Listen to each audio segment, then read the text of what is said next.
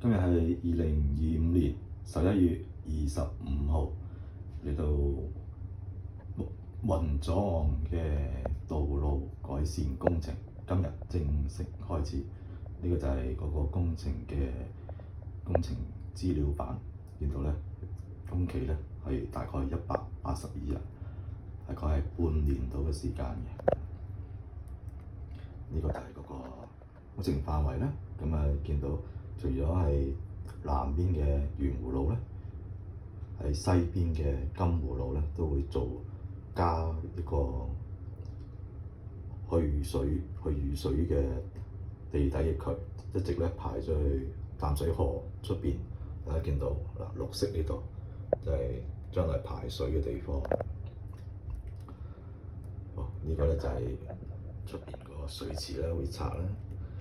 呢度咧個工程圖啊，你見到咧係有4個地帶綠化帶、非機動車道、機動車道同埋道路中線咁樣嘅。好，今日講到呢度啦。